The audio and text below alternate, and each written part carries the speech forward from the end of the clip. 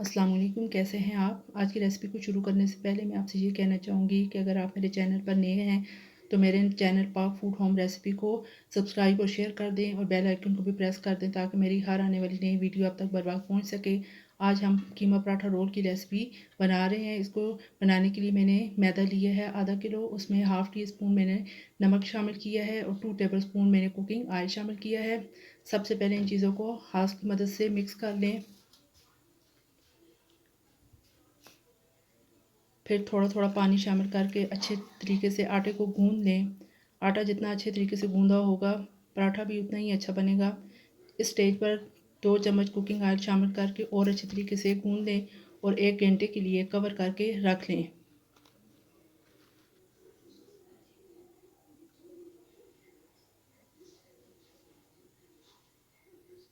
कीमा को बनाने के लिए मैंने आधा किलो बीफ का कीमा लिया है। आप मटन भी ले सकते हैं। इसके साथ बारीक कटी हुई सब्ज़ मिर्चें और सब्ज़ धनिया ले लें। 2 खाने के चम्मच लहसुन कूटा हुआ ले लें। 1 अदद मीडियम साइज़ का टमाटर बीज निकाल के बारीक काट लें। 1 अदद शिमला मिर्च, इसको भी इस तरीके से काट लें और 1 दरमियाने साइज़ का प्याज, उसको भी बारीक काट लें।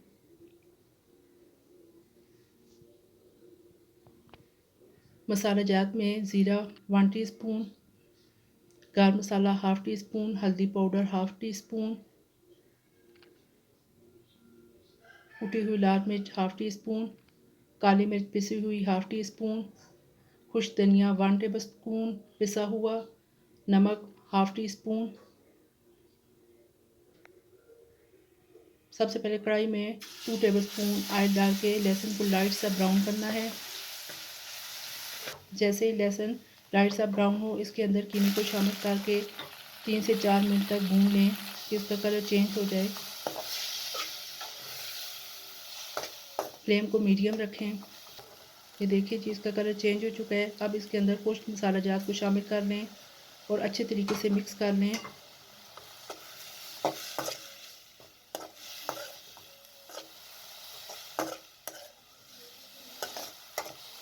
3 से 4 मिनट तक मज़ीद भून लें। अब इसके अंदर हाफ़ कप पानी शामिल कर दें। मिक्स करके कवर कर लें ताकि कीमा अच्छे तरीके से गल जाए।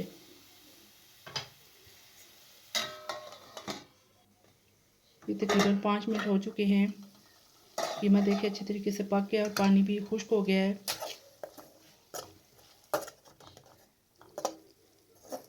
अब इसके अंदर शिमला मिर्च, प्याज और टमाटर को शामिल कर लें और तमाम चीज़ों को अच्छे तरीके से मिक्स कर लें। 2 मिनट के लिए कवर कर लें ताकि थोड़ी सी ये चीज़ें गल जाएं।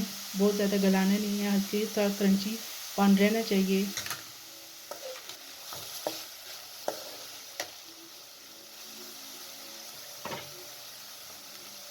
अब इसके अंदर सब्ज़ धनिया और सब्ज़ मिर्ची शामिल कर लें।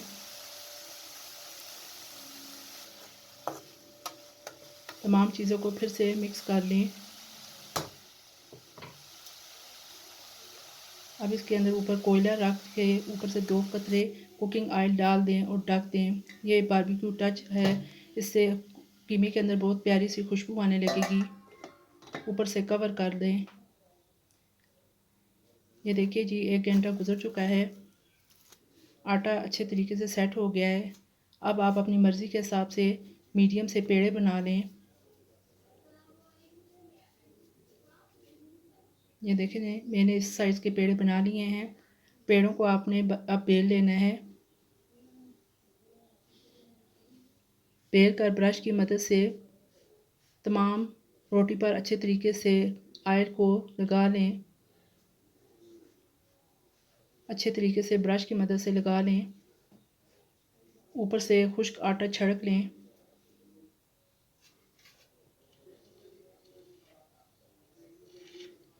और इस तरीके से पराठा बना लें। एक फ़ोल्ड करें, फिर उसी को डबल फ़ोल्ड करें और इस तरह घुमाते जाएं।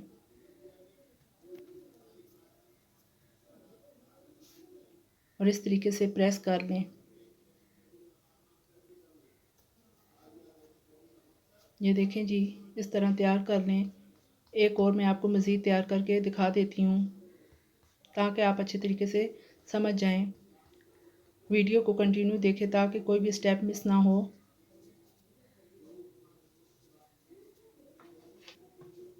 ये देखें जी, इसी तरीके से इसको पहले डबल करें, फिर फोल्ड करें, फिर इस तरह घुमाते जाएं कोन की शक्ल में।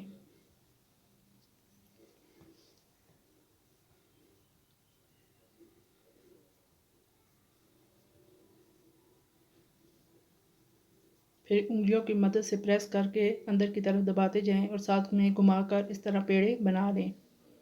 ये देखिए जी, तमाम पेड़े मैंने इस तरीके से बना लिए हैं। अब इनको हल्का सा खुश्क आटा लगाकर हल्के हाथ से बेल लें।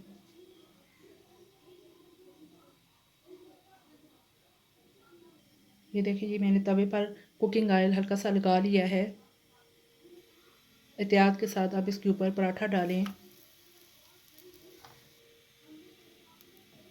जब एक साइड से पराठा पक जाए तो दूसरी साइड करके हल्का सा पका लें, फिर उल्टाकर ऑयल डाल लें और मीडियम आंच पर इसको पकाना है। साथ साथ दबाते जाएं। ये क्रिस्पी से पराठे तैयार हो रहे हैं।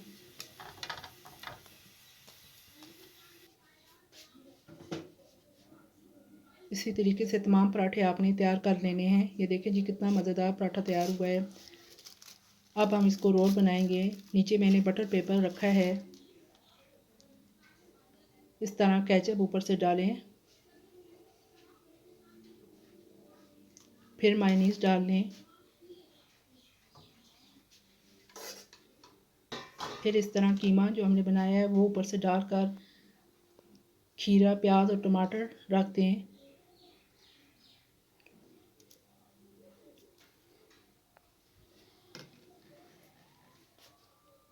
फिर एक साइड से पकड़ के इसको रोल सा बना लें। देखिए जी, इस तरीके से।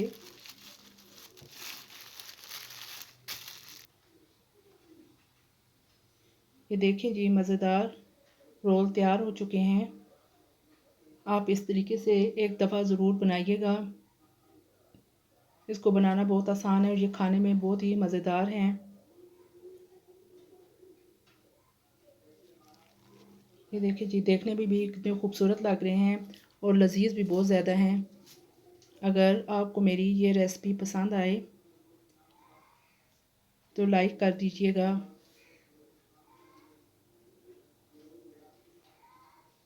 और मेरे चैनल को भी सब्सक्राइब और शेयर कर दें और बेल आइकन को भी प्रेस कर दें ताकि मेरी हर आने वाली नई वीडियो आप तक बर वक्त पहुँच सके।